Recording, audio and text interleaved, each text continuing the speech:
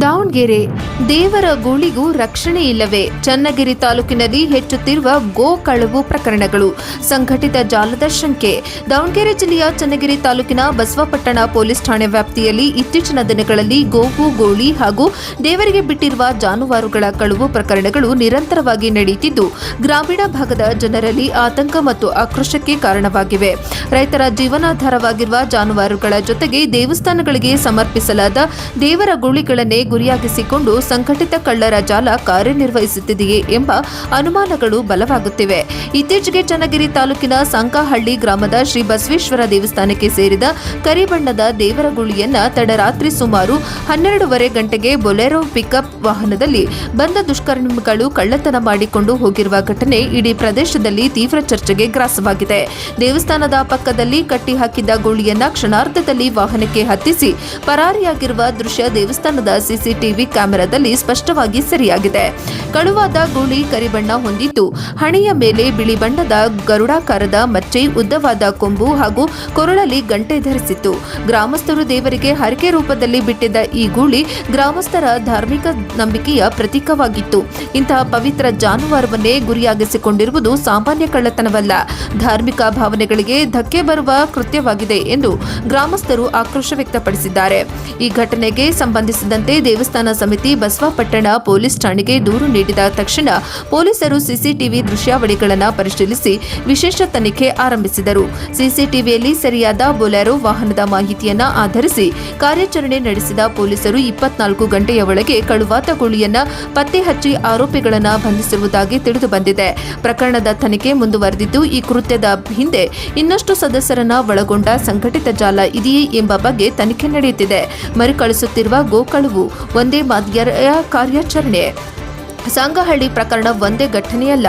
ಕಳೆದ ಕೆಲವು ತಿಂಗಳುಗಳಿಂದ ಬಸವಪಟ್ಟಣ ಪೊಲೀಸ್ ಠಾಣೆ ವ್ಯಾಪ್ತಿಯ ಹೊಸಹಳ್ಳಿ, ಕಣಿವೆ, ಬೆಳಚಿ ಸೇರಿದಂತೆ ಹಲವು ಗ್ರಾಮಗಳಲ್ಲಿ ದೇವರಿಗೆ ಬಿಟ್ಟಿರುವ ಗೋವುಗಳು, ಗೂಳಿಗಳು ಹಾಗೂ ಸಾಕು ಜಾನುವಾರುಗಳು ನಾಪತ್ತೆಯಾಗಿರುವ ಪ್ರಕರಣಗಳು ದಾಖಲಾಗಿವೆ.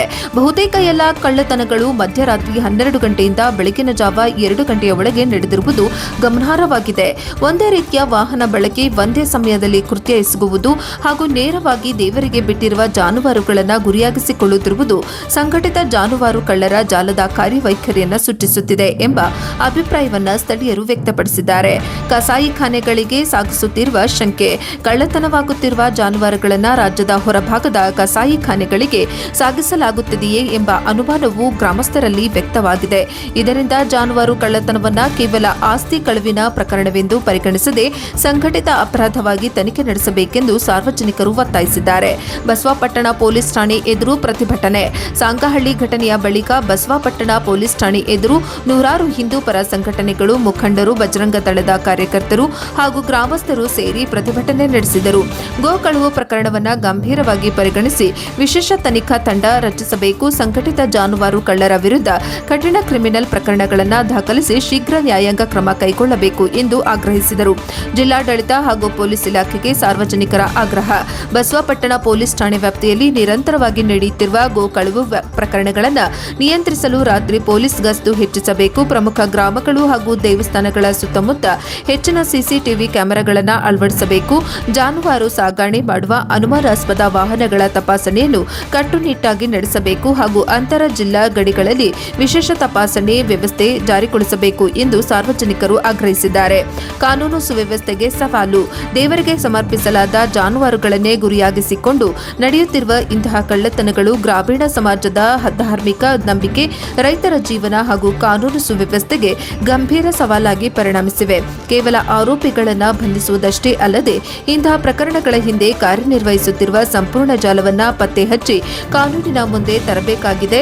ಇಲ್ಲದಿದ್ದರೆ ಜಿಲ್ಲೆಯಲ್ಲಿ ಗೋ ಕಳವು ಪ್ರಕರಣಗಳು ಮತ್ತಷ್ಟು ಹೆಚ್ಚಾಗುವ ಆತಂಕವಿದೆ ಎಂಬುದು ಸಾರ್ವಜನಿಕರಲ್ಲಿ ಅಭಿಪ್ರಾಯವಾಗಿದೆ. ವರದಿ Devaraj K Nellihankalu, Davanagere, NKS TV4.